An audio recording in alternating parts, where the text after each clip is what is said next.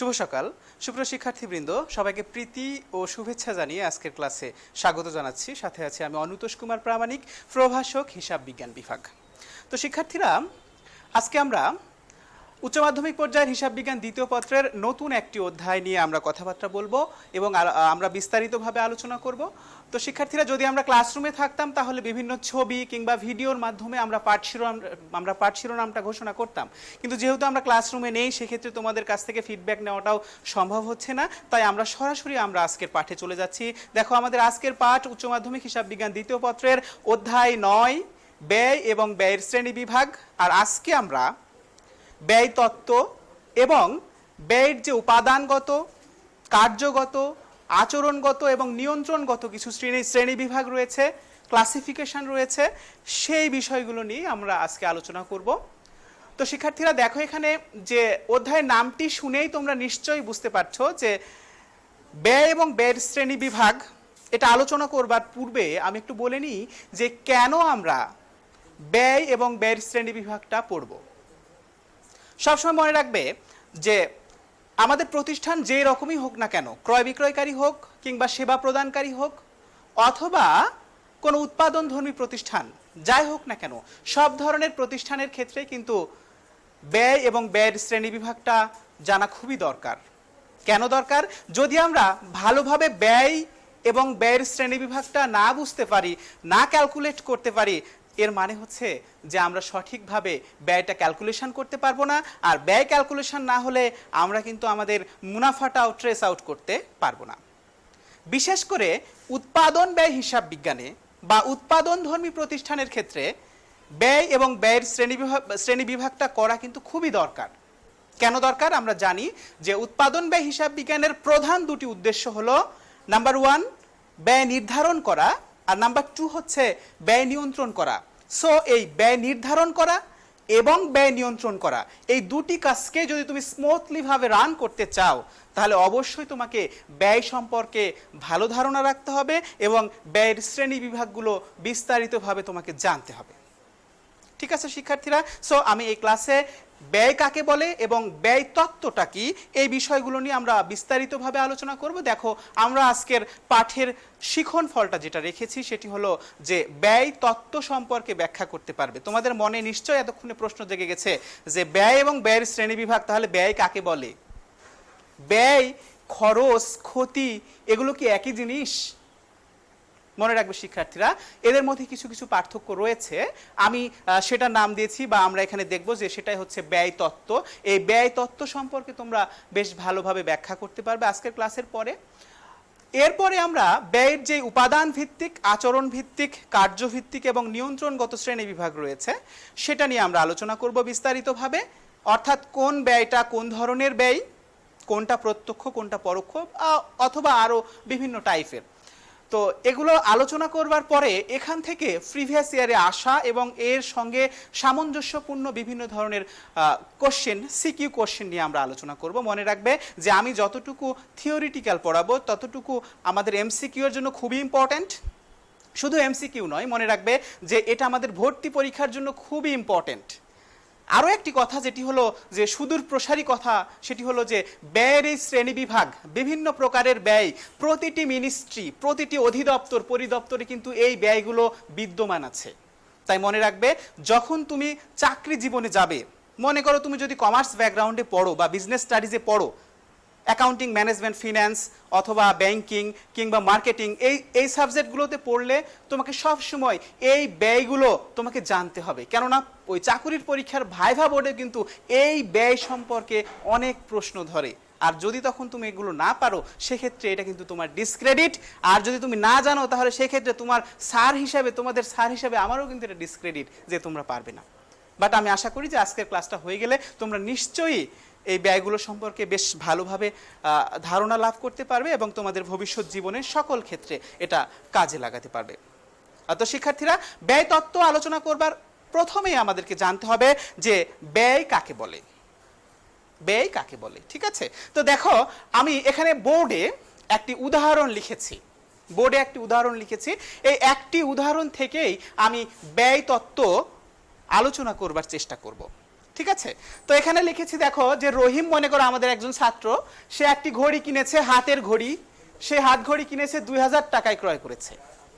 তাহলে শিক্ষার্থীরা বলো তো যে রহিম যদি এই ক্রয় 2000 টাকা দিয়ে করে, তাহলে রহিমকে ঘড়িটা নিতে হলে, এই ঘড়িটা নিতে হলে অবশ্যই কি করতে হবে, তাকে 2000 টাকা প্রদান করতে হবে। তাকে কি করতে হবে, এই 2000 টাকা নগদে প্রদান করতে হবে। অথবা তার কাছে যদি নগদ টাকা না থাকে, তাহলে সে নগদের পরিবর্তে কি দিতে পারে, চেক দিতে পারে, অর্থাৎ ব্যাংক থেকে টাকা চলে যাবে। যদি নগদ এবং ব্যাংকে কোথাও টাকা না থাকে, তাহলে দোকানদারকে রহিম বলবে যে ভাই এই 2000 টাকা দাম, আমাকে ধার দেন অথবা আমাকে বাকি দেন, কয়েকদিন পরে আমি আপনাকে টাকা দিব। তার মানে এখানে একটা কি সৃষ্টি হবে, এখানে সৃষ্টি হবে একটা ভবিষ্যৎ, একটা দায়ের সৃষ্টি হবে, ভবিষ্যৎ দায়ের সৃষ্টি হবে। ঠিক আছে, অর্থাৎ রহিম এই ঘড়িটা তিনটি ভাবে বা আরো বিভিন্ন ভাবে ক্রয় করতে পারে। তাকে সে নগদ টাকায় ক্রয় করতে পারে, অথবা সে চেকের বিনিময়ে ক্রয় করতে পারে, অথবা সে ধারে ক্রয় করতে পারে, অথবা রহিম তার অন্য আর একজন বন্ধু করিমের কাছ থেকে টাকাটা ধার করে নিয়ে এসে আবার এই ঘড়িটা ক্রয় করতে পারে। মূল কথা হচ্ছে যে রহিম যেভাবেই ক্রয় করুক না কেন, রহিমকে অবশ্যই এখানে ত্যাগ করতে হবে। অর্থাৎ ঘড়িটা পেতে গেলে তাকে অবশ্যই একটা ত্যাগ করতে হবে, এবং সেই ত্যাগ অবশ্যই টাকার অঙ্কে পরিমাপযোগ্য হতে হবে। টাকার অঙ্কে পরিমাপযোগ্য ছাড়া আমাদের এখানে কিছুই আসবে না। ঠিক আছে, তাহলে দেখো রহিম এই 2000 টাকা দিয়ে একটা ঘড়ি ক্রয় করে নিল, এবং এর বিনিময়ে ত্যাগ স্বরূপ সে নগদ টাকা দিল, অথবা চেক দিল, অথবা কোনো একটা দায় সৃষ্টি হলো। ঠিক আছে, এই যে রহিম তার ঘড়িটা ক্রয় করার জন্য যে ত্যাগ স্বীকার করলো, যে ত্যাগ করলো বা ত্যাগ পরিশোধ করলো, সেই ত্যাগটাকেই উৎপাদন ব্যয় হিসাব বিজ্ঞানের ভাষায় ব্যয় বলা হয়। ঠিক আছে শিক্ষার্থীরা, আমি আবারও বলছি যে আমাদের যে কোনো ধরনের পণ্য অথবা সেবা কিংবা সম্পত্তি অথবা যাই আমরা ক্রয় করি না কেন, সেই ক্রয়ের জন্য আমাকে অবশ্যই কি করতে হয়, একটা স্যাক্রিফাইস করতে হয়, ত্যাগ করতে হয়। ত্যাগ মানেই ওই মূল্যটা পরিশোধ করতে হয়। আর ওই ত্যাগটাকে যখন আমরা টাকায় পরিমাপ করি, তখন সেই ত্যাগটাকে আমরা বলে থাকি এই উৎপাদন ব্যয়ের ভাষায় ব্যয়। ঠিক আছে, তাহলে এখানে রহিমের অ্যাকচুয়ালি ব্যয় হলো কত, রহিমের এখানে ব্যয় হলো 2000 টাকা। এখন দেখো তারপরে যে সে আশা করছে ঘড়িটি 2 বছর ব্যবহার করা যাবে। তার মানে রহিম আশা করছে যে ঠিক আছে ঘড়িটা মানে শুধুমাত্র টাইম দেখবো, সেক্ষেত্রে এই ঘড়িটা আমার 2 বছর পর্যন্ত আমাকে হয়তোবা সেবা প্রদান করবে, সে আশা করছে। ঠিক আছে, তাহলে ঘড়িটা ক্রয় করতে রহিম ত্যাগ স্বীকার করলো কত, ত্যাগ করলো 2000 টাকা, এবং যা ত্যাগ করলো সেটাই হচ্ছে তার ব্যয় 2000 টাকা। ওকে, এখন 1 বছর পর চলে গেল, 1 বছর পর সে দেখছে যে ঘড়িটা বেশ ভালো, বেশ ভালো সার্ভিস দিচ্ছে, সব কিছুই ভালো, সময় টময় সব ভালো দেখা যাচ্ছে। তাহলে 1 বছর পর তাহলে এই 2000 টাকা 2 বছরের জন্য সে ব্যয় করেছে, তাহলে 1 বছরের জন্য তাহলে তার ব্যয় কতটুকু ছিল, 1000 টাকা ব্যয় ছিল। এই যে 1000 টাকা 1 বছর পর, তার মানে কি এই 1000 টাকাটা এক্সপায়ার্ড হয়ে গেছে। এক্সপায়ার্ড মানে কি, নিঃশেষ হয়ে গেছে। ঠিক আছে, বা এটা অতিবাহিত হয়ে গেছে। ঠিক আছে, তাহলে এই 1000 টাকার অতিবাহিত অংশটুকুকে আমরা বলে থাকি খরচ। ঠিক আছে, দেখো আমি আবারও বলছি যে ব্যয় এবং খরচ এক জিনিস নয়। যদিও ব্যয়, খরচ কিংবা ক্ষতি এগুলোর ফলে আমাদের আর্থিক ক্ষতি হয় কিংবা অর্থ চলে যায়, বাট ব্যয় এবং খরচ এক জিনিস নয়। আমি আবারও বলছি, দেখো যে রহিম যেই ত্যাগ স্বীকার করলো সেটি তার ব্যয়, কিন্তু এই ব্যয়টা যখন 1 বছর অতিক্রান্ত হয়ে গেল, অতিবাহিত হয়ে গেল 1000 টাকা, তখন সেই 1000 টাকাকে আমরা বলি কি, খরচ। ঠিক আছে, এখন কোনো কারণে যে এর দ্বারা দেখো অতিবাহিত হয়ে গেছে এবং রহিম এই ঘড়িটা থেকে সুবিধাও ভোগ করেছে। সুবিধা ভোগ করেছে মানে ভালোভাবে ঘড়িটা সার্ভিস দিয়েছে। কোনো কারণে যদি ঘড়িটা নষ্ট হয়ে যেত, এই ঘড়িটা যদি নষ্ট হয়ে যায়, তাহলে দেখো নষ্ট যদি হয়ে যায় তার মানে ঘড়িটা আর সার্ভিস প্রদান করবে না, তাহলে ঘড়িটা অকেজো হয়ে যাবে। তখন এই টাকাকে আমরা বলে থাকি কি, আমাদের ক্ষতি। ঠিক আছে শিক্ষার্থীরা, দেখো আমি এতক্ষণ যেটা মানে হচ্ছে বুঝাবার চেষ্টা করেছি সেটি হচ্ছে যে ভবিষ্যতের জন্য অথবা অতীত অথবা বর্তমানকালে কোনো একটি সম্পদ অথবা অন্য কোনো জিনিস গ্রহণের জন্য বা ক্রয়ের জন্য যে ত্যাগ স্বীকার করা হয়, সেই ত্যাগের আর্থিক মূল্যটাকে বলা হয় ব্যয়। ঠিক আছে? এই ব্যয়টা নগদ টাকায় সংগঠিত হতে পারে, অথবা অন্য কোনো সম্পত্তি হ্রাসের মাধ্যমে হতে পারে, অথবা কোনো দায় সৃষ্টির মাধ্যমে হতে পারে। আর এই ব্যয়টা যখন অতিবাহিত হয়ে যাচ্ছে, অতিক্রান্ত হয়ে যাচ্ছে, এক্সপায়ার্ড হয়ে যাচ্ছে, তখন এবং সেটি দ্বারা যদি সুবিধা পাওয়া যায়, আমি আবারও বলছি, ব্যয় এক্সপায়ার্ড হয়ে যাচ্ছে এবং সেটি দ্বারা আমরা সুবিধা পাই, তখন সেই অংশটুকুকে আমরা বলি খরচ। ঠিক আছে? এখন দেখা গেল যে 1 বছর পরে এই ঘড়িটা নষ্ট হয়ে গেছে, তার মানে এর দ্বারা আমি আর কোনো কিছুই পাইনি, আমি কোনো সুবিধা পাইনি। এটা কিন্তু অতিবাহিত হয়ে গেছে, কিন্তু আমি কোনো সুবিধা পাই নাই। এইরকম অতিবাহিত হয়ে যাওয়া ব্যয় কিন্তু তার দ্বারা যদি কোনো সুবিধা না পাওয়া যায়, তখন সেটাকে বলা হয় ক্ষতি। ঠিক আছে? তাহলে দেখো এখানে 1 বছর গেল, তাহলে আমাদের হাতে আরো 1 বছর আছে। তাহলে ভবিষ্যতের যে 1 বছর আছে, ভবিষ্যতের যে 1 বছর, তার মানে আশা করছে যে সে এই ঘড়িটা দিয়ে তাকে তার আরো 1 বছর সেবা পাবে সে। ঠিক আছে? তাহলে ভবিষ্যতে সে সুবিধা আশা করছে, তাই এই ভবিষ্যতের যে 1 বছরের 1000 টাকা, এইটা কিন্তু তার সম্পদ। ঠিক আছে? কেন সম্পদ আমি বলি, দেখো যে এটা অতিবাহিত হয়ে গেছে, এর দ্বারা সুবিধা পেয়েছে, তাই এটা খরচ হয়ে গেল, কিন্তু ওই ঘড়িটা তো আরো 1 বছর সে আশা করছে চলবে, 2 বছরের জন্য কিনেছিল। ঠিক আছে? তাহলে ভবিষ্যতে সে আরো 1000 টাকার সুবিধা সে ভোগ করবে বলে আশা করছে, তার মানে এই ঘড়িটা তাকে আরো সার্ভিস প্রদান করবে। তাই এই ভবিষ্যতের অনতিবাহিত অংশ বা আনএক্সপায়ার্ড কস্টটাই হলো আমাদের এক ধরনের সম্পদ। ঠিক আছে শিক্ষার্থীরা? তো আমরা এখন দেখো, আমরা স্লাইডে চলে যাই। আমরা এই ব্যয় ধারণাকে আমরা সুন্দরভাবে এখানে 4টি পয়েন্টের মাধ্যমে ব্যাখ্যা করতে পারি, যে যে কোনো ধরনের, আমরা শুধু এখানে একটি স্টুডেন্টের একটি কোনটা ব্যয়, কোনটা খরচ, আর কোনটা তার সম্পদ, কোনটা তার ক্ষতি, এটা দেখিয়েছি। এখন আমরা প্রতিষ্ঠানের ক্ষেত্রে দেখিয়ে যাব, তোমরা নিশ্চয়ই এই ব্যয় তত্ত্বটা ভালোভাবে তোমরা বুঝতে পারবে। তো শিক্ষার্থীরা দেখো, এখানে সুন্দর করে লেখা আছে যে যে কোনো ধরনের পণ্য বা সেবা অর্জনের জন্য টাকায় পরিমাপযোগ্য ত্যাগ। একটু আগে আমি বলেছি যে ত্যাগটা হতে হবে কিসে? টাকায় পরিমাপযোগ্য। এবং এই ত্যাগটা কি অতীত, বর্তমান অথবা ভবিষ্যতের ত্যাগ হতে পারে। ঠিক আছে? আবার বলেছি যে এই ত্যাগটা কোনো সম্পদের হস্তান্তরের মাধ্যমে অথবা অন্য কোনো সেবা প্রদানের মাধ্যমে এটা হবে। এবং ফাইনালি দেখো বলা হয়েছে, এই ত্যাগটা করতে গিয়ে হয় একটা সম্পদের হ্রাস হবে, অথবা আর একটা দায় বৃদ্ধি পাবে। ঠিক আছে? যেমন আমি যদি নগদ টাকা দিয়ে ঘড়িটা কিনি, তাহলে আমার নগদ টাকার পরিমাণ সম্পদ কমে যাবে। আমি যদি চেক দিয়ে কিনি, তাহলে আমার ব্যাংক থেকে টাকা কমে যাবে। অথবা আমি যদি অন্য কোনো সম্পদের বিনিময়ে কিনি, তাহলে সেই সম্পদটা কমে যাবে। আর যদি আমি ধারে ক্রয় করি, সেক্ষেত্রে আমার একটা দায় বাড়বে, কেননা ভবিষ্যতে আমাকে তাকে টাকা দিতে হবে। ঠিক আছে? তাই মনে রাখবা যে ব্যয় হচ্ছে কিছুই না, এটা যে কোনো ধরনের পণ্য, সেবা বা সম্পত্তি ক্রয়ের জন্য যেই টাকায় পরিমাপযোগ্য যে ত্যাগটা করা হয়ে থাকে, সেই ত্যাগটাকে আমরা ব্যয় বলে থাকি। ঠিক আছে শিক্ষার্থীরা? তো আশা করি তোমরা এটা বুঝতে পেরেছো। ঠিক আছে? আচ্ছা, এখন বিষয় যেটা, সেটা হচ্ছে, মনে করো আমরা যদি একটা প্রতিষ্ঠান, উৎপাদনধর্মী প্রতিষ্ঠানের দিকে যাই, তাহলে কি পাই দেখো। আমরা একটু এখানে বোর্ডে একটু খেয়াল করি। দেখো, বোর্ডে খেয়াল করে আমরা অবশ্যই দেখতে পাবো যে তোমরা জানো যে পণ্যের উৎপাদন ব্যয়, এটি কিন্তু একটি ব্যয়। ঠিক আছে? পণ্যের উৎপাদন ব্যয়, এটি একটি ব্যয়। মনে করো যে এই পণ্যটার উৎপাদন ব্যয়, একটা যে কোনো একটা পণ্য উৎপাদন করেছে, এটার উৎপাদন ব্যয় 1 লক্ষ টাকা। এটা কিন্তু আমাদের একটা ব্যয়। ঠিক আছে? এখন এই পণ্যটা যখনই আমরা বিক্রি করে দেব, মনে করে এই পণ্যটা আমরা বিক্রয় করে দিলাম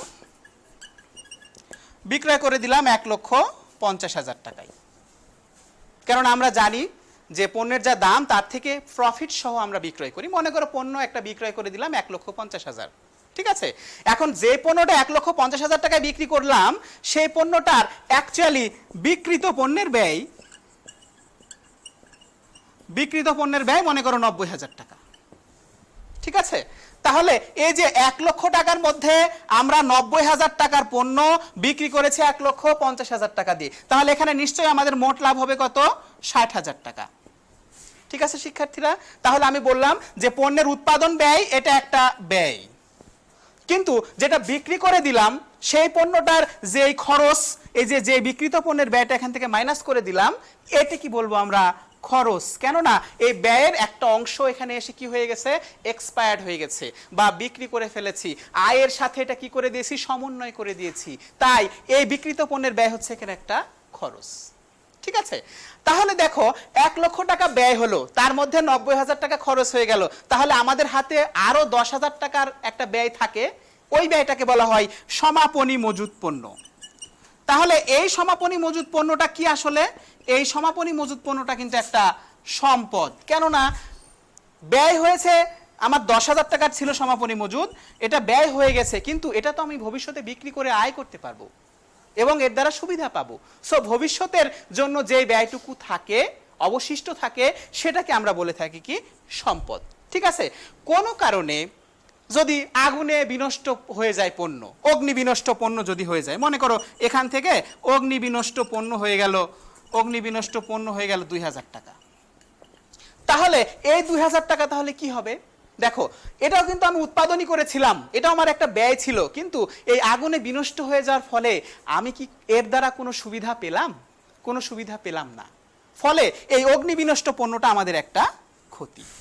এটা কি? এটা আমাদের একটা ক্ষতি। তো শিক্ষার্থীরা দেখো, আমরা নিশ্চয়ই এখান থেকে বুঝতে পারবো যে কোনটা ব্যয়, কোনটা খরচ, কোনটা সম্পদ, কোনটা ক্ষতি। মনে রাখবে যে যে কোনো ধরনের ত্যাগ স্বীকার, যেমন এখানে পণ্যের উৎপাদন করলাম 1 লক্ষ টাকা, এটা ত্যাগ স্বীকার করলো, সো এটা আমাদের একটা ব্যয়। এর মধ্যে আমরা বিক্রয়ের সাথে, বিক্রয় হয়ে গেছে, তাই বিক্রয়ের সাথে আমরা যতটুকু সমন্বয় করেছি বিকৃত পণ্যের ব্যয়, এই বিকৃত পণ্যের ব্যয়টুকু আসলে এটা একটা খরচ, কেননা এটা আমরা আয়ের সাথে চার্জ করে দিয়েছি। মনে রাখবে যে খরচ তখনই হবে, খরচ হচ্ছে একটি হিসাবকালের মধ্যে সীমাবদ্ধ থাকবে, এবং এই খরচটুকুকে সবসময় আমরা আয়ের বিপরীতে চার্জ করে মুনাফা নির্ণয় করে থাকি। সো এই বিকৃত পণ্যের ব্যয় এখানে একটা খরচ। তাহলে আমাদের হাতে যে আরো 10,000 টাকার সমাপনী মজুত পণ্য থাকবে, এর দ্বারা আমরা ভবিষ্যতে আরো সেবা পাবো, ফলে এটা আমার একটা সম্পদ। যদি এই পণ্যটা থেকে আমাদের আগুনে কিছু পণ্য বিনষ্ট হয়ে যায়, তাহলে কি হলো? দেখো, যে আমি উৎপাদন করেছি, আমার ব্যয় হয়ে গেছে, কিন্তু এই 2,000 টাকা থেকে আমি কোনো আয় করতে পারিনি, আমার কোনো সুবিধা হয়নি, সো এই অগ্নি বিনষ্ট পণ্যটা হয়ে যাবে, তখন আমার কি একটা ক্ষতি। তাহলে মূল যেটা বিষয় সেটি হচ্ছে এই ব্যয়কে আমরা খুব ভালো করে খেয়াল করে দেখো শিক্ষার্থীরা, যে অ্যাকচুয়ালি এই ব্যয়টাকে আমরা 3টি ভাগে ভাগ করে থাকি। দেখো, আমরা স্লাইডে একটু দেখে দিই যে ব্যয়টাকে আমরা 3টি মেইন ক্যাটাগরিতে ভাগ করতে পারি, যে একটি অংশ খরচ, আর একটি অংশ ক্ষতি, আর একটি অংশ সম্পত্তি। এখন বিষয়টা হচ্ছে যে এটাকে যদি আমি একটা সমীকরণের সাহায্যে প্রকাশ করি, তাহলে কি হয়? দেখো শিক্ষার্থীরা, ব্যয় তত্ত্বটাকে যদি আমরা একটা সমীকরণের সাহায্যে প্রকাশ করি, তাহলে কি হয়? যে ব্যয় সমান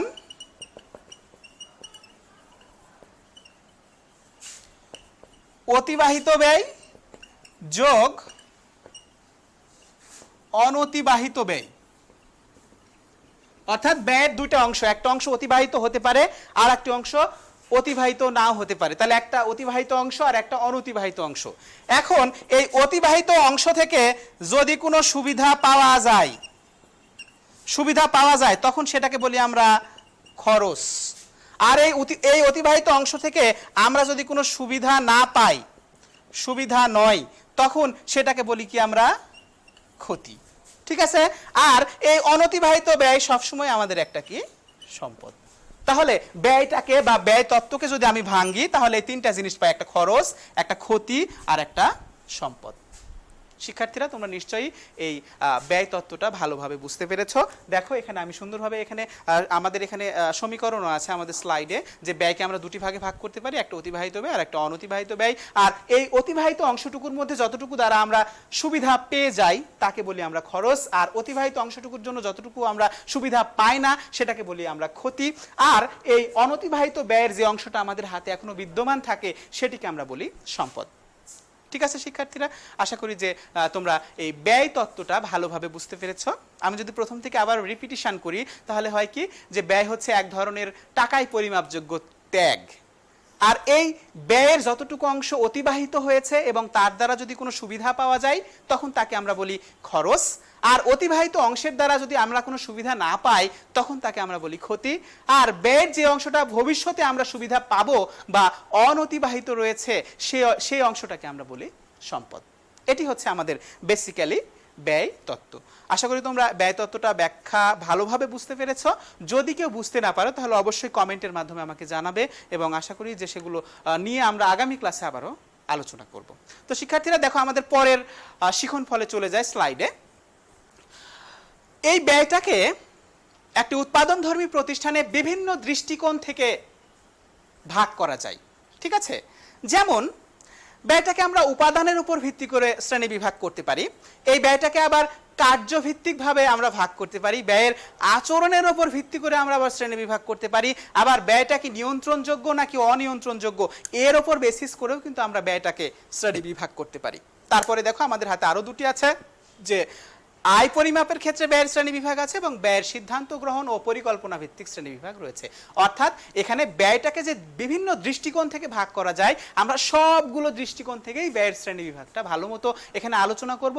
আশা করি শিক্ষার্থীরা শুধু আমার ইন্টারমিডিয়েটের শিক্ষার্থী নয়, যারা আমরা কমার্সের সাথে যুক্ত আছি, যারা বিজনেস স্টাডিজের সাথে যুক্ত রয়েছে, অ্যাকাউন্টিং, ম্যানেজমেন্ট, অনার্স অথবা মাস্টার্সের সবার জন্যই কিন্তু এই উৎপাদন ব্যয় হিসাব বিজ্ঞানের ব্যয়ের শ্রেণী বিভাগটা জানা খুবই দরকার। এটা আমি আগেও বলেছি, আমি আবারও রিপিট করে দিলাম। তো শিক্ষার্থীরা চলো আমরা এই শ্রেণী বিভাগগুলোর এক একটি আর বিস্তারিত আমরা আলোচনায় চলে যাই।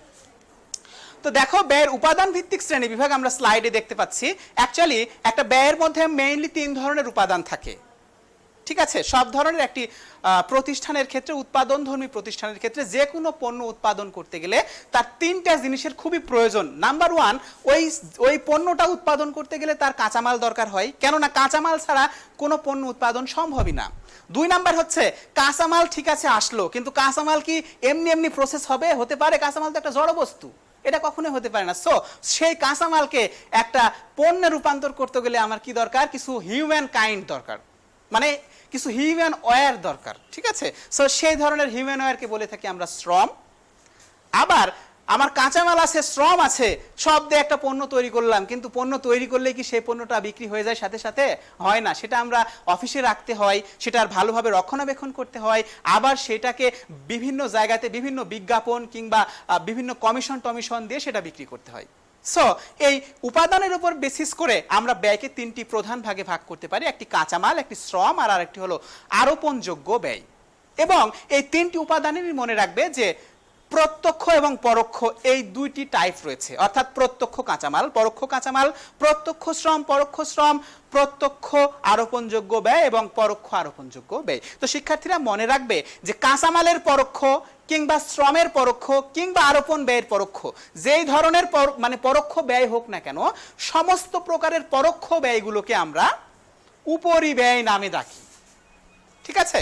তো এই উপরিব্যয়কে আবার 3টি ভাগে ভাগ করা হয়, এগুলো সংগঠন হওয়ার স্থান হিসাবে। যেমন কিছু কিছু উপরিব্যয় আছে যেগুলো কারখানায় সংগঠিত হয়, বা কারখানার খরচগুলোকে আমরা কারখানা উপরিব্যয় বলে থাকি। আবার কিছু কিছু উপরিব্যয় আছে যেগুলো অফিস এবং প্রশাসনে সংগঠিত হয়। আবার কিছু কিছু উপরিব্যয় আছে যেগুলো আমাদের বিক্রয়ে সংগঠিত হয়ে থাকে। তা শিক্ষার্থীরা মনে রাখবে যে ব্যয়ের উপাদান ভিত্তিক শ্রেণী বিভাগ হলো মেইনলি 3টা উপাদান, একটা হলো কাঁচামাল, শ্রম এবং আরোপণযোগ্য ব্যয়। আর প্রতিটা উপাদানকে আবার 2টি করে সাব ক্যাটাগরি করা যায়, একটা হলো প্রত্যক্ষ কাঁচামাল, পরোক্ষ কাঁচামাল, প্রত্যক্ষ শ্রম, পরোক্ষ শ্রম, আর আরোপণযোগ্য প্রত্যক্ষ খরচ এবং পরোক্ষ আরোপণযোগ্য ব্যয়, ঠিক আছে? আর সব ধরনের পরোক্ষ ব্যয়কে আমরা আলাদাভাবে উপরিব্যয় শিরোনাম দিতে পারি, এবং এই উপরিব্যয়কে আমরা 3টি ভাগে ভাগ করতে পারি, একটি কারখানা উপরিব্যয়, একটি অফিস ও প্রশাসনিক উপরিব্যয় এবং বিক্রয় উপরিব্যয়, ঠিক আছে? তো শিক্ষার্থীরা আমরা একে একে আলোচনা করি যে প্রত্যক্ষ কাঁচামাল, পরোক্ষ কাঁচামাল। মনে রাখবা যে প্রত্যক্ষ কাঁচামাল হলো যে কাঁচামালটা ছাড়া একটা পণ্য উৎপাদন অসম্ভব। যেমন আমি কাপড়ের কথা যদি বলি, তাহলে ওই কাপড়ের কাঁচামাল হচ্ছে সুতা। সো সুতা হচ্ছে আমার প্রত্যক্ষ কাঁচামাল। আমি যদি আসবাবপত্রের কথা বলি, তাহলে সেই আসবাবপত্রটা তৈরি করতে গেলে আমার কি দরকার হবে? কাঠ। সো সেই কাঠটি হলো আমার প্রত্যক্ষ কাঁচামাল, অর্থাৎ যেটি ছাড়া আমার পণ্য উৎপাদন করা সম্ভবই না, সেটিকে বলবো আমরা প্রত্যক্ষ কাঁচামাল। তারপরে যদি আমি ইটের কথা বলি, তাহলে ইট তৈরি করতে গেলে আমার কাদামাটি দরকার, সো সেই কাদামাটিটা হচ্ছে আমার কাঁচামাল। আমি যদি একটা টায়ারের কথা বলি, তাহলে সেই টায়ারটা তৈরি করতে গেলে আমার রাবারের দরকার, সেই রাবারটা হলো আমার প্রত্যক্ষ কাঁচামাল। অর্থাৎ যে কাঁচামাল ছাড়া একটা পণ্য কখনোই তৈরি করা যাবে না, সেটা হচ্ছে আমাদের প্রত্যক্ষ কাঁচামাল। এরপরে পরোক্ষ কাঁচামাল কোনগুলো? যে মনে করো একটা আসবাবপত্র আমি কাঠ থেকে তৈরি করব, ঠিক আছে, কাঠ আমার প্রত্যক্ষ কাঁচামাল, কিন্তু 2টি কাঠের মধ্যে সংযোগ স্থাপন করতে গেলে আমার পেরেক দরকার বা লোহা দরকার। সেই লোহা আবার সেটাকে দীর্ঘস্থায়ী করার জন্য গাম বা আঠা কিংবা বার্নিশ বা রং, এই সমস্ত যে কাঁচামালগুলো রয়েছে এগুলো হচ্ছে আমাদের পরোক্ষ কাঁচামাল। অর্থাৎ পণ্যটা একটা ফিনিশড প্রোডাক্ট তৈরি করতে, একটা পূর্ণাঙ্গ পণ্য তৈরি করতে আমার প্রত্যক্ষ কাঁচামালের সাথে আরো যে কাঁচামালগুলো প্রয়োজন হয় সেগুলোকে আমরা বলে থাকি কি পরোক্ষ কাঁচামাল। ঠিক আছে শিক্ষার্থীরা, এরপরে দেখো যদি বলি প্রত্যক্ষ শ্রম কি, অর্থাৎ যেই শ্রম ছাড়া কখনোই ওই কাঁচামালটাকে একটা পণ্যে রূপান্তর করা যাবে না সেটাকে আমরা বলে থাকি কি প্রত্যক্ষ শ্রম। যেমন তোমরা মাঝে মাঝে বাসায় গেলে দেখতে পাবা যে বাড়ির পাশে রাস্তার ধারে মাটি কাটছে, মাটি কেটে রাস্তাটা ভরাট করছে, তাহলে ওর সাথে রিলেটেড যেই শ্রমিকটা মাথায় বোঝাই করে মাটিটা নিয়ে যে রাস্তায় ফেলছে ওই শ্রমিকটা হচ্ছে আমাদের প্রত্যক্ষ। আবার ওখানেই দেখবা যে একজন ব্যক্তি খাতা কলম নিয়ে ওখানে তাদের হিসাব রাখছে, ওই যে ব্যক্তি তদারকি করছে ওইটা কিন্তু আমাদের একটা পরোক্ষ শ্রম। ঠিক আছে, তাহলে প্রত্যক্ষ শ্রম হচ্ছে যে যেই লোকজনকে ছাড়া বা যেই লোকবল ছাড়া, যেই লোকবলের শ্রম ছাড়া আমাদের কাঁচামালটা একটা গুডসে পরিণত হবেই না, সেটাকে আমরা বলে থাকি প্রত্যক্ষ শ্রম। আর পরোক্ষ শ্রম হচ্ছে প্রত্যক্ষ শ্রম যারা দিচ্ছে তাদেরকে তত্ত্বাবধান করা, তদারক করা কিংবা পরিদর্শন করবার জন্য যেই শ্রমটা দিচ্ছে, যারা শ্রম দিচ্ছে তাদের শ্রমটা হচ্ছে আমাদের পরোক্ষ শ্রম। তো শিক্ষার্থীরা এরপরে আমরা দেখলাম যে বিভিন্ন ধরনের উপরিব্যয় রয়েছে, সেই উপরিব্যয়গুলোকে আমরা মেইনলি 3 ক্যাটাগরিতে ভাগ করতে পারি। একটি হলো কারখানার উপরিব্যয়, একটি হলো অফিস ও প্রশাসনিক উপরিব্যয় এবং আরেকটি হচ্ছে আমাদের বিক্রয় উপরিব্যয়। মনে রাখবে যে কারখানা উপরিব্যয় মানে কারখানার খরচসমূহ, যেমন কারখানার ভাড়া, কারখানার মেশিনের অবচয়, কারখানার সম্পত্তি বা মেশিনের জন্য বীমা, মেরামত এবং সংরক্ষণ করা, অথবা কারখানার জন্য বিভিন্ন ধরনের বিদ্যুৎ বিল, গ্যাস বিল, খুচরা যন্ত্রাংশ, অথবা কারখানার আরো যে খরচগুলো রয়েছে এই সমস্ত খরচগুলোকে আমরা বলে থাকি কারখানা উপরিব্যয়। কারখানা ব্যয় নয়, কিন্তু মনে রাখবে একটা কথা যে কারখানা ব্যয় এবং কারখানা উপরিব্যয়ের মধ্যে অনেক পার্থক্য রয়েছে। কারখানা উপরিব্যয় মানেই কারখানার খরচ সমূহ। ঠিক আছে, এরপরে দেখো আমাদের কি আছে যে প্রশাসনিক ব্যয় আছে। এই প্রশাসনিক ব্যয়ের মধ্যে কি আছে, কারখানায় যেমন কিছু ব্যয় সংগঠিত হতে পারে একইভাবে আমাদের প্রশাসন বা অফিসেও বিভিন্ন ধরনের ব্যয় হতে পারে। যেমন অফিসের জন্য ভাড়া প্রদান, অফিসের ম্যানেজারকে বেতন প্রদান, আবার অফিসের জন্য বিভিন্ন ধরনের টেলিফোন খরচ, মনিহারি খরচ, ডাক খরচ, অফিসের আসবাবপত্রের অবচয়, এই সবগুলো কিন্তু আমাদের অফিসের খরচ।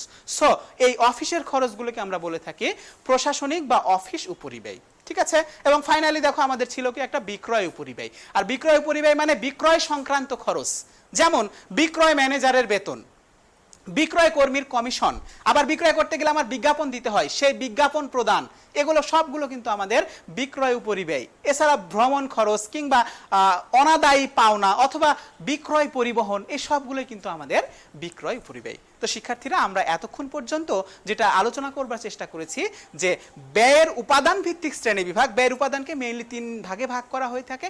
একটি হলো হচ্ছে আমাদের কাঁচামাল, তারপরে হলো শ্রম এবং তারপরে 3 নাম্বার হলো আরোপণযোগ্য ব্যয়। আর প্রতিটি উপাদানকে আমরা 2টি করে ভাগে ভাগ করতে পারি, একটি হলো আমাদের প্রত্যক্ষ এবং পরোক্ষ। ঠিক আছে, পরে আমরা আবার আলোচনা করলাম যে পরোক্ষ ব্যয় সমূহকে আমরা উপরিব্যয় বলতে পারি, আর এই উপরিব্যয়কে আমরা 3টি ভাগে ভাগ করতে পারি। একটি হলো কারখানা উপরিব্যয়, একটি অফিস ও প্রশাসনিক উপরিব্যয় এবং ফাইনালি হলো আমাদের বিক্রয় উপরিব্যয়।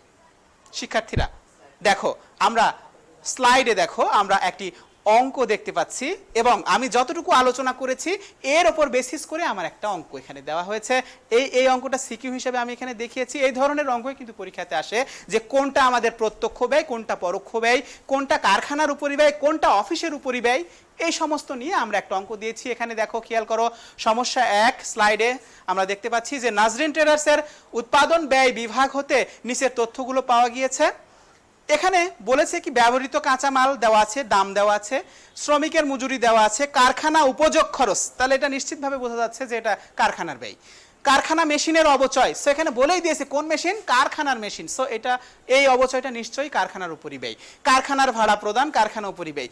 প্রশাসনিক ব্যয় আর অফিস উপযোগ খরচ, সো অফিস এবং প্রশাসনিক ব্যয়ের মধ্যে এখানে 2টি আইটেম দেওয়া আছে।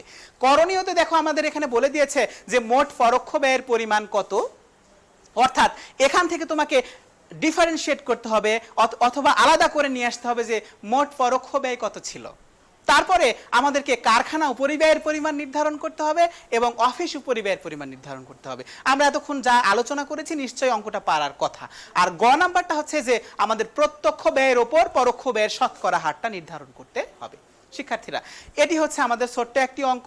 অঙ্কটা খুবই সহজ, তোমরা ইজিলি হয়তো এতক্ষণ যারা ক্লাসটা উপভোগ করছো সবাই এতক্ষণ হয়তো অঙ্কটা সমাধান করেই ফেলেছো যে কোনগুলো পরোক্ষ ব্যয়, কোনগুলো কারখানা উপরিব্যয়, কোনগুলো অফিস উপরিব্যয় এবং কোনগুলো প্রত্যক্ষ ব্যয়। ঠিক আছে, আমরা দেখো অঙ্কটার সমাধান করতে যাব।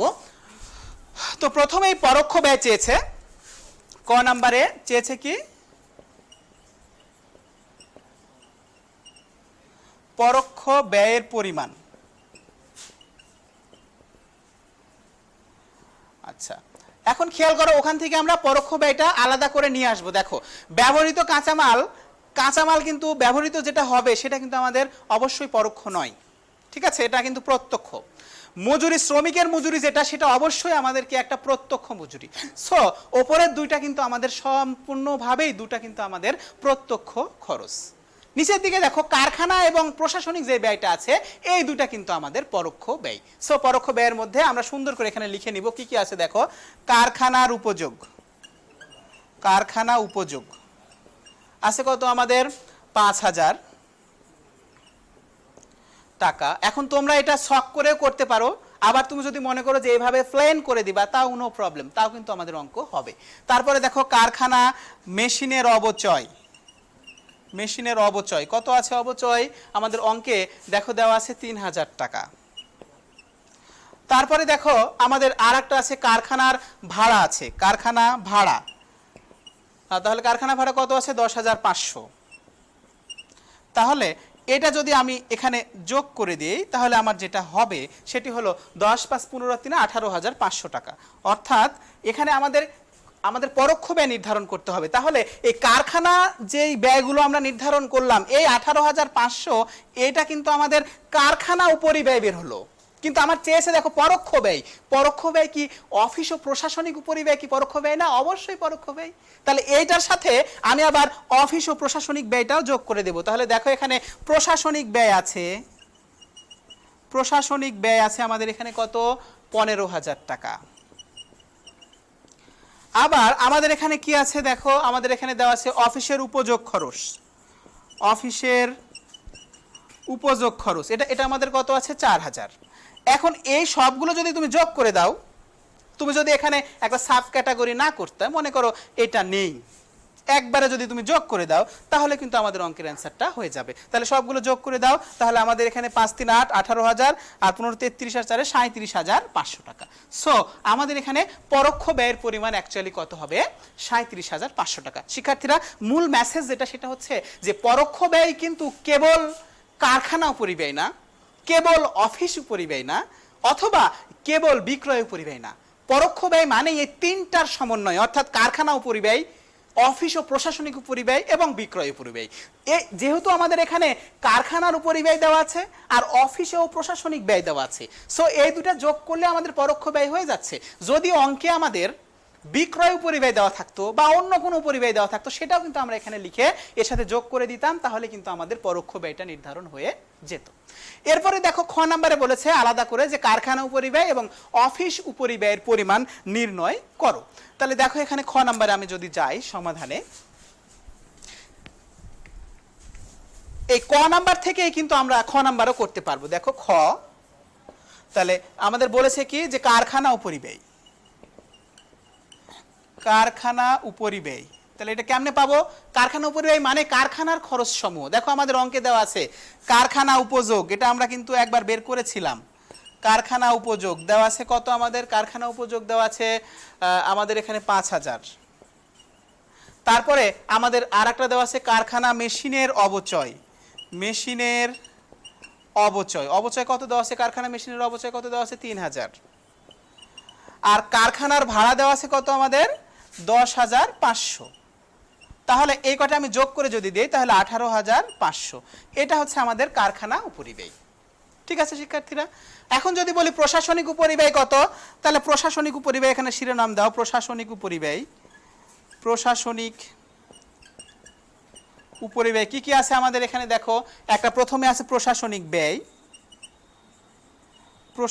ব্যয় আছে আমাদের কত টাকা? প্রশাসনিক ব্যয় আছে 15,000 টাকা আছে।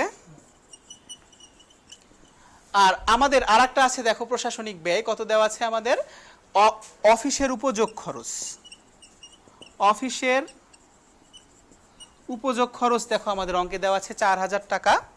সো এই দুটা যদি আমি যোগ করে দেই তাহলে কত হয় 19000 টাকা। সো এখানে দেখো যে আমাদের প্রশাসনিক উপরিব্যয় অ্যাকচুয়ালি 19000 আর কারখানা উপরিব্যয় এখানে আমাদের কত, এখানে 18500। এই দুটা যোগ করে কিন্তু আমি ক নাম্বারটা বের করেছিলাম। শুধু খ নাম্বারে এসে বলেছে যে আলাদা আলাদা করে দেখাতে হবে যে কোনটা কত কারখানা উপরিব্যয়, কত অফিস ও প্রশাসনিক উপরিব্যয়। ঠিক আছে, এরপরে গ নাম্বারে দেখো খুবই ইম্পর্টেন্ট প্রশ্ন, সেটা হচ্ছে যে প্রত্যক্ষ ব্যয়ের ওপর পরোক্ষ ব্যয়ের হার নির্ণয় করো। তাহলে শিক্ষার্থীরা ক নাম্বারে কিন্তু আমরা পরোক্ষ ব্যয় পেয়েছি, 37500 পেয়েছিলাম। এখন প্রত্যক্ষ ব্যয়ের ওপরে পরোক্ষ ব্যয়, তার মানে ওপরে থাকবে পরোক্ষ ব্যয়, নিচে থাকবে কি আমাদের প্রত্যক্ষ। তাহলে পরোক্ষ ব্যয়ের পরিমাণ নির্ধারণ করেছি, কিন্তু আমরা এখনো কিন্তু প্রত্যক্ষ ব্যয়ের পরিমাণ নির্ধারণ করিনি। তাহলে আমরা অঙ্কে প্রত্যক্ষ ব্যয়ের পরিমাণটা নির্ধারণ করে নেই। প্রত্যক্ষ ব্যয় মানে যে ব্যয়টা আমাদের উৎপাদন করতে গেলে অবশ্যই সংগঠিত হবে, সেটা হলো আমাদের প্রত্যক্ষ ব্যয়। তাহলে এই ধরনের গ নাম্বারের সময় আমরা প্রত্যক্ষ ব্যয়টা নির্ধারণ করে নিব। প্রত্যক্ষ ব্যয় সমান সমান, তাহলে কি কি দেখো আমাদের অঙ্কে দেওয়া ছিল, কি দেওয়া ছিল, ব্যবহৃত কাঁচামাল। তাহলে এই ব্যবহৃত কাঁচামাল দেখো আমাদের অঙ্কে দেওয়া আছে কত, 50000 টাকা। আর আমাদের দেখো শ্রমিকের মজুরি আছে, শ্রমিকের মজুরি দেওয়া আছে আমাদের কত দেওয়া আছে, 20000 টাকা। সো এই দুটা হচ্ছে আমাদের কি প্রত্যক্ষ ব্যয়, কত টাকা এখানে, 70000 টাকা। তাহলে প্রত্যক্ষ ব্যয়টা আমরা নির্ধারণ করে নিলাম, কেননা পরোক্ষ ব্যয় আমরা ক নাম্বারে নির্ধারণ করেছি, আর আমরা এখানে নির্ধারণ করব না, শুধু লিখব যে ক হতে পরোক্ষ ব্যয় সমান সমান কত ছিল, 37500। ঠিক আছে, এখন গ নাম্বারের সলিউশনে আসে, দেখো বলেছে প্রত্যক্ষ ব্যয়ের ওপরে পরোক্ষ ব্যয়ের শতকরা হার। তাহলে লিখেছে যে প্রত্যক্ষ ব্যয়ের ওপরে পরোক্ষ ব্যয়ের হার। সো এখানে খুব সিম্পলি বোঝা যাচ্ছে যে প্রত্যক্ষ ব্যয়ের ওপরে থাকবে কি পরোক্ষ ব্যয়, তার মানে পরোক্ষ ব্যয়টা থাকবে ওপরে আর প্রত্যক্ষ ব্যয়টা থাকবে নিচে। তার মানে ওপরে পরোক্ষ আর নিচে কি আমাদের প্রত্যক্ষ। ঠিক আছে, আর শতকরা হার যেহেতু বলেছে, যে হার বলেছে, তার মানে এটা আমাদের 100 দ্বারা গুণ করতে হবে। এখন তুমি শুধু এখানে মানটা বসিয়ে দিবা। দেখো পরোক্ষ ব্যয় কত আছে আমাদের এখানে, 37500, আর আমাদের প্রত্যক্ষ ব্যয়টা কত নির্ধারণ করে নিয়েছি, 70000 ইন্টু 100। এটা যদি করে দাও তাহলে আমরা একটা রেজাল্ট অবশ্যই পেয়ে যাব, এবং সেই রেজাল্টটা হচ্ছে 53.57%। এটা হচ্ছে আমাদের যে প্রত্যক্ষ ব্যয়ের উপর পরোক্ষ ব্যয়ের হার হচ্ছে কত আমাদের, 53.57%। ঠিক আছে, তো শিক্ষার্থীরা এখানে আমি যে মূল মেসেজটা সেটা হচ্ছে যে তোমার অঙ্কে বিভিন্ন ধরনের ব্যয় দেওয়া থাকবে, সেখান থেকে তোমাকে বাছাই করে নিয়ে আসতে হবে যে কোনটা প্রত্যক্ষ, কোনটা পরোক্ষ, কোনটা সাপোজ যে প্রত্যক্ষ কাঁচামাল, কোনটা পরোক্ষ কাঁচামাল, কোনটা প্রত্যক্ষ শ্রম, কোনটা পরোক্ষ শ্রম, কিংবা কোনটা অফিস উপরিব্যয়, কোনগুলো কারখানা উপরিব্যয়, কোনগুলো বিক্রয় উপরিব্যয়। এই টাইপের কিন্তু অঙ্ক পরীক্ষাতে আসে। একটু পরে আমরা বোর্ড কোশ্চেনে চলে যাব। দেখো তাহলে আমরা এতক্ষণ ব্যয়ের উপাদান ভিত্তিক শ্রেণী বিভাগগুলো সম্পাদন করেছি, সম্পন্ন করে দিলাম। এখন আমরা পরের স্টেজে চলে যাব। দেখো ব্যয়ের যে আরো শ্রেণী বিভাগ রয়েছে, কার্যভিত্তিক শ্রেণী বিভাগ। আমরা স্লাইডে চলে যাই। দেখো যে ব্যয়টা সংগঠিত হওয়ার স্থানের উপর বেসিস করে আমরা ব্যয়কে 3 ভাগে ভাগ করতে পারি।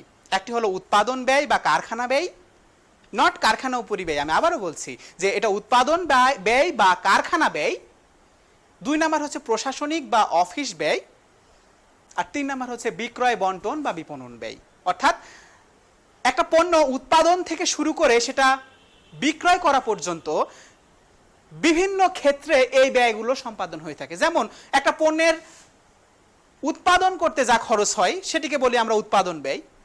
সেই পণ্যটা যখন আমরা অফিসে নিয়ে আসি, অফিসের সাথে যখন ফরমায়েশ আদান প্রদান করা হয়, তখন অফিসে কিছু ব্যয় হয়। সেই অফিস এর ব্যয়গুলোকে আমরা বলে থাকি অফিস ও প্রশাসনিক ব্যয়। আবার সেই পণ্যটা যখন আমরা বাজারে বিক্রি করতে যাই, তখন আবার কিন্তু আমাদের বিভিন্ন ধরনের বিক্রয় বন্টন এবং বিপণন ব্যয় হয়ে থাকে। সেই ব্যয়টাকে বলে থাকি আমরা বিক্রয় বন্টন বা বিপণন ব্যয়। ঠিক আছে শিক্ষার্থীরা, মনে রাখবে এই 3টির মধ্যে উৎপাদন ব্যয়টা হচ্ছে একটা পণ্য ব্যয়। আমি আবারও বলছি, উৎপাদন ব্যয় হচ্ছে প্রোডাক্ট কস্ট, আর প্রশাসনিক ব্যয় আর বিক্রয় ব্যয় এই দুটো ব্যয় হচ্ছে কালীন ব্যয়। কালীন ব্যয় মানে এটা একটা নির্দিষ্ট সময় পরে সংগঠিত হয়। কেননা পণ্য যখন উৎপাদন করব তখন হবে কি আমাদের উৎপাদন ব্যয়, কিন্তু এই পণ্যটা যখন আমরা অফিসে নিয়ে আসব অথবা বিক্রয় এবং বন্টনের সময় নিয়ে যাব তখন যেই ব্যয়গুলো হবে সেটাকে আমরা বলি কালীন ব্যয়। এখান থেকে আমরা আরো দুটো শ্রেণী বিভাগ করে দিলাম, যে উৎপাদন ব্যয়টাকে আমরা পণ্য ব্যয় বলে থাকি, আর প্রশাসনিক ব্যয় আর বিক্রয় ব্যয়টাকে আমরা বলে থাকি কি কালীন ব্যয়। তো শিক্ষার্থীরা মনে রাখবে যে কার্যভিত্তিতে ব্যয়কে তিনটি ভাগে ভাগ করা যায়, যে তিনটি কাজ হয়। একটা উৎপাদনের সময় একটা ব্যয় হয়, ওই পণ্যটা যখন আমরা অফিসে নিয়ে আসি তখন অফিস ও প্রশাসনিক ব্যয় হয়, আবার ওই পণ্যটা যখন আমরা বিক্রয়ের জন্য নিয়ে যাই তখন বিক্রয় ও বন্টন খরচ হয়ে থাকে। শিক্ষার্থীরা আশা করি কার্যভিত্তিক শ্রেণী বিভাগটা বুঝতে পেরেছো। এরপরে দেখো আমরা আরো একটি ব্যয়ের দিকে চলে যাব, ব্যয়ের আচরণ ভিত্তিক শ্রেণী বিভাগ। সবসময় একটা কথা খেয়াল রাখবা যে আমরা জানি যে কার্যস্তর পরিবর্তনের সাথে সাথে ব্যয় পরিবর্তন হয়, কিন্তু এই পরিবর্তনের মাত্রা বা প্রকৃতি সবসময় কিন্তু একরকম হয় না। তাই মনে রাখবে যে ব্যয় কিন্তু আমাদের সাথে সঠিকভাবে আচরণ করে না। ঠিক আছে, এই ব্যয়ের আচরণের উপর ভিত্তি করে আমরা ব্যয়টাকে তিন ভাগে ভাগ করতে পারি। একটি হলো স্থায়ী ব্যয়, একটি হলো পরিবর্তনশীল ব্যয়, এবং আর একটি হলো আধা স্থায়ী বা আধা পরিবর্তনশীল ব্যয়। শিক্ষার্থীরা আমরা আস্তে আস্তে স্থায়ী ব্যয়, পরিবর্তনশীল ব্যয় এবং আধা পরিবর্তনশীল ব্যয়টা নিয়ে একটু আলোচনা করব।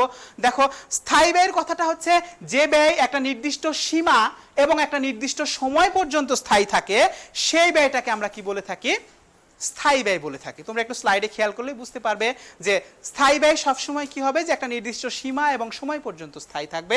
আর মনে রাখবে যে স্থায়ী ব্যয়ের মোট ব্যয় সবসময় স্থায়ী হবে, আর একক প্রতি স্থায়ী ব্যয় সবসময় কি হবে? পরিবর্তনশীল হবে। আমি আবারও বলছি, স্থায়ী ব্যয়ের মোট ব্যয় স্থায়ী, কিন্তু একক প্রতি ব্যয়টা হবে কি? পরিবর্তনশীল। ঠিক আছে, যেমন আমি যদি একটা উদাহরণ এখানে দিয়ে থাকি, মনে করো একটা পণ্য উৎপাদন করবার জন্য, একটি পণ্য উৎপাদন করার জন্য আমরা একটা ফ্লোর ভাড়া নিয়েছি। এখন এই ফ্লোরের ভাড়া, দেখো একটা ফ্লোর নিয়েছি বা একটা মেঝে ভাড়া নিয়েছি, এর ভাড়া মনে করো 12,000 টাকা। তার মানে কি, তুমি যদি উৎপাদন করো তাও তোমাকে 12,000 টাকায় দিতে হবে, যদি তুমি উৎপাদন না করো তাও কিন্তু তোমাকে 12,000 টাকাই দিতে হবে, অথবা তুমি যদি যা উৎপাদন করো না কেন তোমাকে 12,000 টাকা মাস শেষে তাকে দিতেই হবে। সো এই ভাড়ার যে ব্যয়টা হবে এটা কিন্তু একটা স্থায়ী ব্যয়। এটা কি একটা স্থায়ী ব্যয়। ঠিক আছে, তাহলে মাস শেষে তোমাকে মোট কত টাকা দিতে হবে? 12,000 টাকা দিতে হবে। সো এখানে মোট কত দিতে হবে মাস শেষে? 12,000 টাকা। কিন্তু মনে রাখবে, মনে করো যে তুমি 6,000 একক উৎপাদন করলে, এই ফ্লোরের ওপর 12,000 টাকা ভাড়া দিয়ে তুমি 6,000 একক উৎপাদন করলে, তাহলে তোমার একক প্রতি ভাড়া কত হবে? দেখো, একক প্রতি ভাড়া হবে 2 টাকা। ঠিক আছে, আবার তুমি যদি এখানে 4,000 একক উৎপাদন করো তাহলে কি হবে? এই 12,000 ভাগ 4,000, তাহলে এখানে হবে কত? 3 টাকা। তার মানে বিষয়টা হচ্ছে তোমার মোট ভাড়া 12,000 দিতেই হবে। যদি তোমার স্তরের হ্রাস বৃদ্ধি হয়, উৎপাদন স্তরের হ্রাস বৃদ্ধি হয়, তাহলে তোমার একক প্রতি ব্যয়টা দেখো এখানে কি হয়ে যাচ্ছে? পরিবর্তনশীল হয়ে যাচ্ছে। অর্থাৎ 6,000 একক উৎপাদন করলে তোমার একক প্রতি ব্যয়টা হবে 2 টাকা করে, আর 4,000 একক উৎপাদন করলে আমাদের কত হবে? এখানে একক প্রতি ব্যয়টা হবে 3 টাকা। সো আমরা বলতে পারি যে স্থায়ী ব্যয়ের মোট ব্যয়টা সবসময় স্থায়ী, কিন্তু একক প্রতি ব্যয়টা সবসময় কি হয়? পরিবর্তনশীল হয়ে থাকে। এখন শিক্ষার্থীরা দেখো, আমি শুরুতে বলেছিলাম যে স্থায়ী ব্যয় একটা নির্দিষ্ট সময় এবং সীমা পর্যন্ত স্থায়ী থাকে। মনে করো এটা তুমি 2020 সালে ভাড়া নিয়েছো 12,000 টাকা দিয়ে। এখন এই লোকটা কি তোমাকে আজীবন 12,000 টাকা ভাড়াতেই রাখবে? রাখবে না। একটা নির্দিষ্ট সময় পর পর কিন্তু এই লোকটা তোমার কাছ থেকে কি চাইবে? মানে বাড়তি ভাড়া চাইবে, ভাড়া বাড়াতে চাইবে।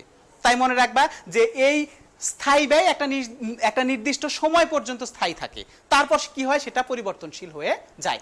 এখন আরেকটা কথা, মনে করো এই 12,000 টাকা যে তুমি ফ্লোর ভাড়া নিয়েছো, এইটাতে ওই মালিকের সাথে তোমার চুক্তি যে এখানে 10,000 একক পর্যন্ত উৎপাদন করব।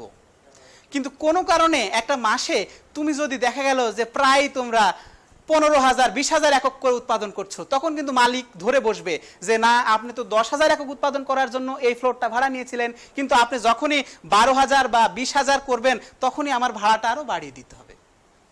সো মনে রাখবে যে এই স্থায়ী ব্যয়টা অবশ্যই একটা নির্দিষ্ট সীমা পর্যন্ত স্থায়ী থাকে এবং নির্দিষ্ট সময় পর্যন্ত স্থায়ী থাকে। আমি যদি আরেকটা উদাহরণ দেই, যেমন মনে করো বেতন, একটা শ্রমিকের বা একটা ম্যানেজারের বেতন, এই ম্যানেজারের বেতনটা কিন্তু একটা স্থায়ী ব্যয়। কেননা তোমার প্রতিষ্ঠানে লাভ হোক, লস হোক, বিক্রি কম হোক বা বন্ধ হোক, যাই হোক না কেন ওকে বেতনটা প্রদান করতেই হবে। তাহলে যে বেতনটা তুমি প্রদান করছো এটা কিন্তু সেই ম্যানেজার কি আজীবন ওই একই বেতনে চাকরি করবে? করবে না। স্থায়ী ব্যয়, কিন্তু আজীবন একই বেতনে চাকরি করবে না। তাহলে একটা নির্দিষ্ট সময় পরে তার কি হবে? বেতন বৃদ্ধি ঘটবে। ঠিক আছে? সো আমরা এরপরে আমরা বলতে পারি যে অ্যাকচুয়ালি যে স্থায়ী ব্যয় একটা নির্দিষ্ট সময় এবং নির্দিষ্ট সীমা পর্যন্ত স্থায়ী থাকে, আর স্থায়ী ব্যয়ের মোট ব্যয়টা সবসময় স্থায়ী হবে, আর একক প্রতি ব্যয়টা কি হবে? আমাদের পরিবর্তনশীল হয়ে থাকে।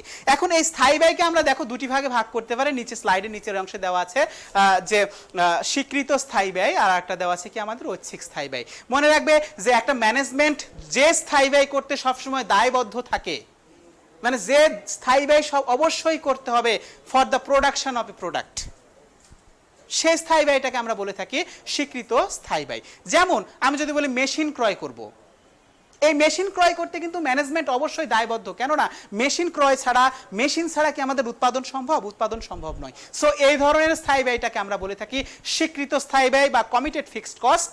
আর আরেকটা স্থায়ী ব্যয় আছে যেটাকে বলি আমরা ঐচ্ছিক স্থায়ী ব্যয়। ঐচ্ছিক স্থায়ী ব্যয় মানে যে ব্যয়টা ম্যানেজমেন্ট ইচ্ছা করলেই কমিয়ে বা বাড়াই দিতে পারে। মনে করো স্কয়ার ফার্মাসিউটিক্যালস, আগের বছরে গবেষণা খাতে মনে করো ওরা ব্যয় করেছে 10 লক্ষ টাকা, কিন্তু বর্তমানে করোনা পরিস্থিতি, তাহলে নিশ্চয়ই মানুষের জীবন মানেরা দেখবে, এই জীবন মানের উপর বেসিস করে তারা তাদের গবেষণা ব্যয় 21 সালে বাড়িয়ে দিল, 20 লক্ষ টাকা করে দিল। এই ধরনের ব্যয়কে আমরা বলে থাকি ঐচ্ছিক স্থায়ী ব্যয়। অথবা বিজ্ঞাপনের কথা তুমি যদি ধরো, মনে করো আগের বছরে প্রচুর বিক্রয় হয়েছে, এজন্য আমি প্রচুর বিজ্ঞাপন দিতে পেরেছি, কিন্তু এই বছরে আমার বিক্রয় কম, করোনা আসার জন্য বিক্রয় কম। তাহলে এই বছরে আমরা কি করব? যে ওই বিজ্ঞাপনের পরিমাণটা কমিয়ে দেব। এই জন্যে যে স্থায়ী ব্যয়টা একটা ম্যানেজমেন্ট করতে দায়বদ্ধ থাকে সেটাকে বলি আমরা স্বীকৃত স্থায়ী ব্যয়, যেমন মেশিন ক্রয়, যন্ত্রপাতি ক্রয়, এগুলো যেগুলো আছে সেগুলো। আর ঐচ্ছিক স্থায়ী ব্যয় যেটা ইচ্ছা করলে ম্যানেজমেন্ট বাড়াইতে বা কমাইতে পারে সেটাকে বলি আমরা ঐচ্ছিক স্থায়ী ব্যয়। নিশ্চয় শিক্ষার্থীরা তোমরা স্থায়ী ব্যয়টা বুঝতে পেরেছো। এরপরে দেখো পরিবর্তনশীল ব্যয়। তো পরিবর্তনশীল ব্যয়টা হচ্ছে যে ব্যয়টা কার্যস্তরের পরিবর্তনের সাথে সাথে যে ব্যয়টা পরিবর্তন হয়ে যায় তাকে বলে থাকি আমরা পরিবর্তনশীল ব্যয়। আর পরিবর্তনশীল ব্যয়ের ক্ষেত্রে সবসময় মনে রাখবে যে মোট ব্যয় সবসময় পরিবর্তনশীল হবে, কিন্তু একক প্রতি ব্যয়টা হবে স্থায়ী। ঠিক আছে? তাহলে কার্যস্তরের পরিবর্তন আবার কি জিনিস একটু খেয়াল করে দেখো এখানে। যে মনে করো একটা পণ্য তৈরি করতে, একটি তৈরি করতে 10 টাকা লাগে, 10 টাকা খরচ হয়। তাহলে বলো তো শিক্ষার্থীরা, দুইটি করতে কয় টাকা লাগবে? 2 গুণ 10 মানে 20 টাকা লাগবে। যদি সে 5টি পণ্য উৎপাদন করে তাহলে 5 গুণন 10 তাহলে কত হবে? 50 টাকা লাগবে। যদি সে 10টি পণ্য উৎপাদন করতে চায় তাহলে 10 গুণন 10 তাহলে কত লাগবে? তার 100 টাকা লাগবে। কি তাই না? অবশ্যই তাই। এখন ফ্যাক্ট যেটা সেটা খেয়াল করো। আমি বৈশিষ্ট্যে যাব। বৈশিষ্ট্য বলেছিলাম যে পরিবর্তনশীল ব্যয়ের মোট ব্যয়টা পরিবর্তনশীল। তাহলে মোট কত ব্যয় দেখো তো, এই যে 10, 20, 50, 100, এটা কি পরিবর্তন হলো না? আমার দেখো এখানে আমি ইউনিট বাড়াচ্ছি বা কমাচ্ছি, ফলে আমার মোট ব্যয়টাও কিন্তু আমাদের এখানে পরিবর্তন হয়ে যাচ্ছে। কিন্তু এর দেখো একক প্রতি ব্যয়টা কিন্তু স্থায়ী আছে, এই যে 10 টাকা করে আছে, যে প্রত্যেকটা ইউনিট তৈরি করতে 10 টাকা করেই লাগবে। যদি তুমি 2 ইউনিট তৈরি করো তাহলে লাগবে 20 টাকা, 10 ইউনিট করলে লাগবে 100 টাকা। সো এটা হচ্ছে আমাদের পরিবর্তনশীল ব্যয়। অর্থাৎ যে ব্যয়ের মোট ব্যয়টা পরিবর্তনশীল কিন্তু একক প্রতি ব্যয়টা স্থায়ী, সেটাকে বলে থাকি আমরা পরিবর্তনশীল ব্যয়। সাধারণত মনে রাখবে যে কাঁচামাল বা শ্রমের ব্যয়, এই ধরনের ব্যয়গুলো সাধারণত আমাদের পরিবর্তনশীল ব্যয় হয়ে থাকে। তো শিক্ষার্থীরা এখানে আরেকটা জিনিস মনে রাখবে যে এই স্থায়ী ব্যয়ের বৈশিষ্ট্য আর পরিবর্তনশীল ব্যয়ের বৈশিষ্ট্য নিয়ে মাঝে মাঝে মানে গুলিয়ে যায় যে কোনটা কি। মনে রাখবে যে ব্যয় স্থায়ী হোক কিংবা পরিবর্তনশীল যাই হোক না কেন, আমরা মোট ব্যয় দিয়ে এটার বিচার করব। মনে রাখবে স্থায়ী ব্যয়ের মোট ব্যয় স্থায়ী, পরিবর্তনশীল ব্যয়ের মোট ব্যয় পরিবর্তনশীল। ঠিক আছে? এতটুকু মনে রাখলে আমাদের সব বৈশিষ্ট্য হয়ে যাবে যে স্থায়ী ব্যয়ের মোট ব্যয় স্থায়ী আর পরিবর্তনশীল ব্যয়ের মোট ব্যয় পরিবর্তনশীল। এখন স্থায়ী ব্যয়ের যদি মোট ব্যয় স্থায়ী হয় তাহলে একক প্রতি ব্যয় কি হবে? পরিবর্তনশীল। আর পরিবর্তনশীল ব্যয়ের মোট ব্যয় পরিবর্তনশীল হলে একক প্রতি ব্যয় হবে কি? স্থায়ী। এইভাবে তোমরা এই মোট ব্যয় দিয়ে এই স্থায়ী এবং পরিবর্তনশীল ব্যয় এটার বৈশিষ্ট্যটা তোমরা অবশ্যই মনে রাখবে, তাহলে আশা করি যে তোমাদের স্থায়ী এবং পরিবর্তনশীল ব্যয় নিয়ে কোনো সমস্যা হওয়ার কথা থাকবে না। এরপরে দেখো আমাদের আরেকটি আচরণ ভিত্তিক ব্যয়ের শ্রেণী বিভাগ আছে, এবং সেটি হলো যে আধা পরিবর্তনশীল ব্যয়, অর্থাৎ কিছু কিছু ব্যয় আছে যাদের চরিত্র স্থায়ী, কখনো স্থায়ী আবার কখনো পরিবর্তনশীল।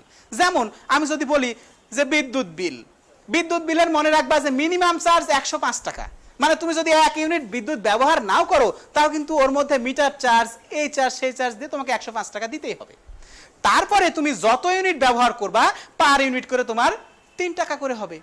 আবার দেখা গেল যে 50 ইউনিট পরে থেকে আবার ওটা 4 টাকা করে, 100 ইউনিট পরে আবার ওটা 5 টাকা করে। তার মানে কি তুমি প্রথম যে 105 টাকা তোমার মিনিমাম চার্জ দিচ্ছ এটুকু হচ্ছে স্থায়ী, যে তুমি যদি বিদ্যুৎ সংযোগ নাও তাহলে প্রত্যেক মিটারে 105 টাকা দিতেই হবে, ওটা হচ্ছে আমার স্থায়ী ব্যয়। কিন্তু পরবর্তীতে তুমি যতটুকু ব্যবহার করবা তার উপর তোমার বিদ্যুৎ বিল হবে, এই অংশটা হচ্ছে আমাদের পরিবর্তনশীল। সো যে ব্যয়ের একটা অংশ স্থায়ী আর একটা অংশ পরিবর্তনশীল, এই ধরনের ব্যয়কে আমরা আধা পরিবর্তনশীল বা আধা স্থায়ী ব্যয় বলে থাকি।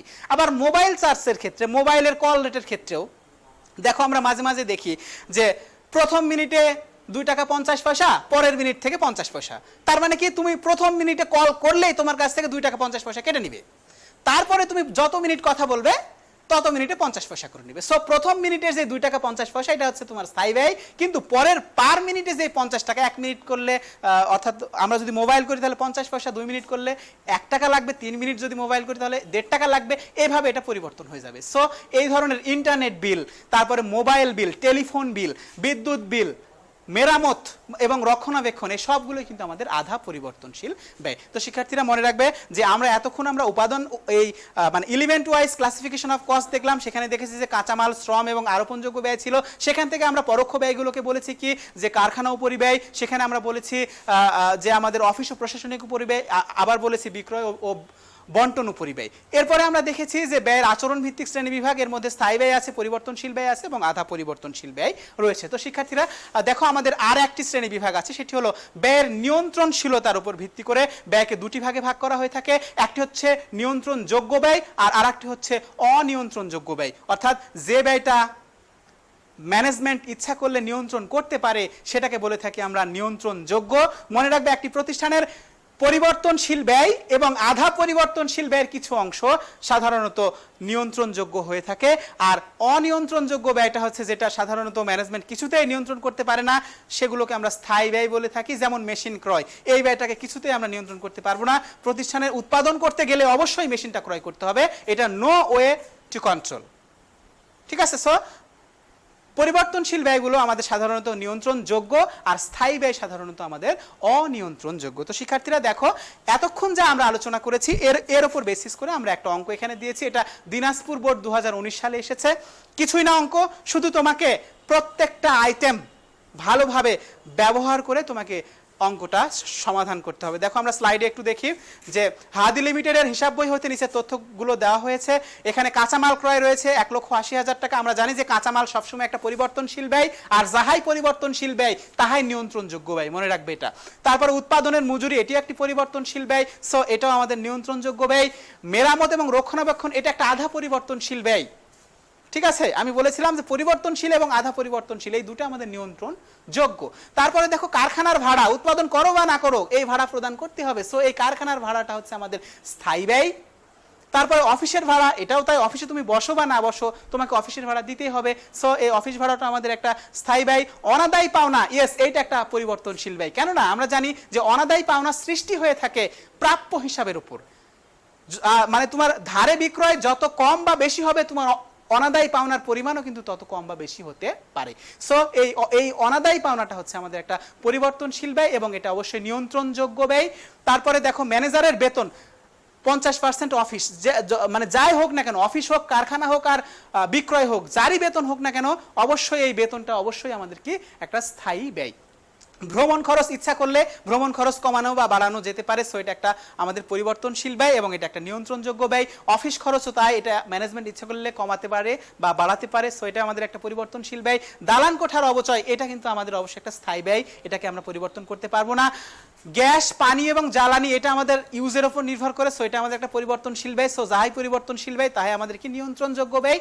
তারপর বলেছে দেখো যে টেলিফোন বিল, আমি বলেছিলাম যে telephone bill, internet bill, mobile bill এই বা বিদ্যুৎ বিল, এই সবগুলো আমাদের একটা আধা পরিবর্তনশীল ব্যয় এবং এগুলো নিয়ন্ত্রণযোগ্য। কেমন করে? টেলিফোন কম করলে তোমার বিলও কম আসবে, সো এটা নিয়ন্ত্রণ করা যেতেই পারে।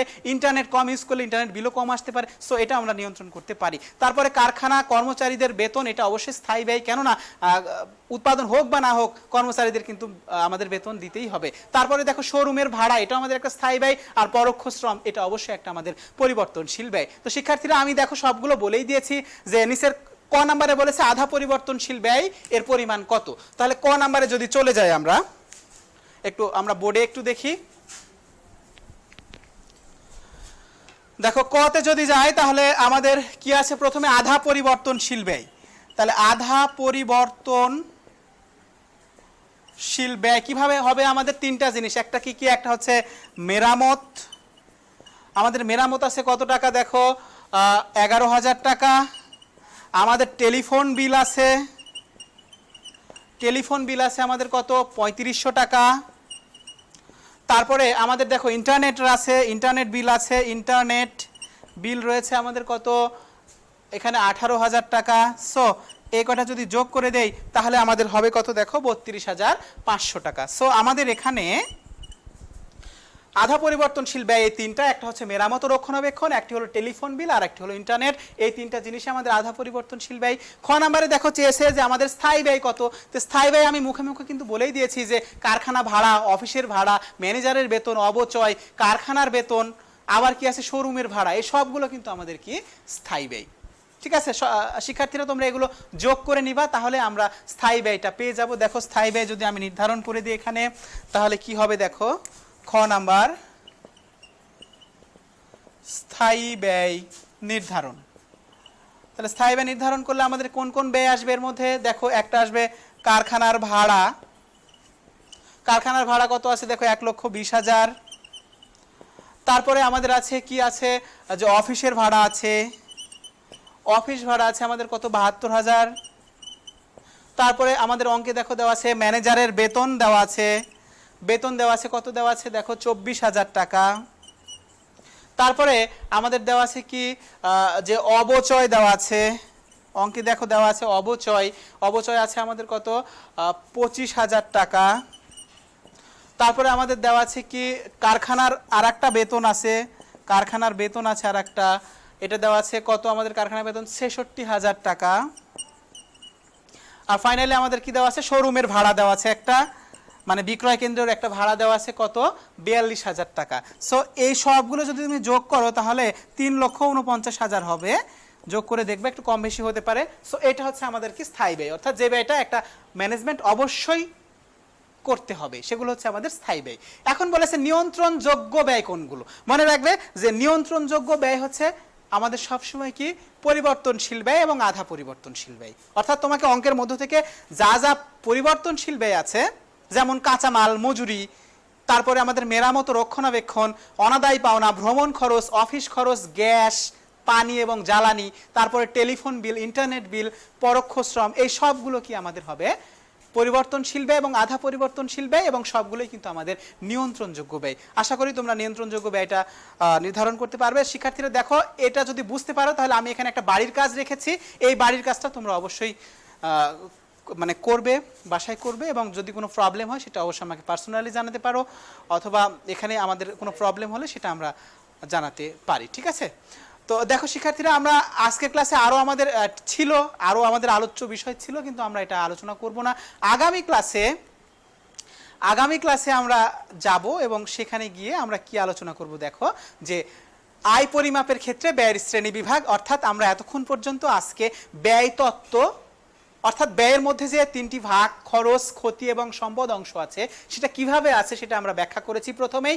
তারপরে এসে আমরা ব্যয়ের উপাদানগত শ্রেণীবিভাগ দেখেছি, তারপরে কার্যগত শ্রেণীবিভাগ দেখেছি, তারপরে আমরা ব্যয়ের আচরণগত শ্রেণীবিভাগে এসে আমরা স্থায়ী ব্যয়, পরিবর্তনশীল ব্যয়, আধা পরিবর্তনশীল ব্যয় দেখেছি। পরে নিয়ন্ত্রণযোগ্যতার উপর বেসিস করে আমরা দেখেছি কি যে নিয়ন্ত্রণযোগ্য ব্যয় এবং অনিয়ন্ত্রণযোগ্য ব্যয় আমরা দেখেছি। তারপর এগুলো নিয়ে আমরা অঙ্ক সমাধান করেছি দুটা, এবং ফাইনালি আমরা একটি বাড়ির কাজ দিলাম। এছাড়া আমাদের আরও যে শ্রেণীবিভাগগুলো রয়েছে, আয় পরিমাপের ক্ষেত্রে ব্যয়ের শ্রেণীবিভাগ এবং ব্যয় সিদ্ধান্ত গ্রহণ ও পরিকল্পনা ভিত্তিক শ্রেণীবিভাগ, এইটা নিয়ে আমরা আগামী ক্লাসে মানে বিস্তারিত আলোচনা করব। খুব ইম্পর্টেন্ট টপিক রয়েছে, অনেকগুলো জানার বিষয় রয়েছে এবং অঙ্ক সমাধান করব অনেকগুলো। আশা করি আগামী ক্লাসে তোমরা আমার সাথে থাকবে এবং ক্লাসগুলো ভালোভাবে উপভোগ করছো, এই আশা রেখে আজকের ক্লাসে সবাইকে সবার সুস্থ এবং সুস্বাস্থ্য কামনা করে আমি আজকের ক্লাসটা শেষ করছি। সবাই ভালো থেকো, সুস্থ থেকো, আমার জন্য দোয়া করো, তোমাদের জন্য অনেক অনেক শুভকামনা এবং দোয়া। Thank you very much.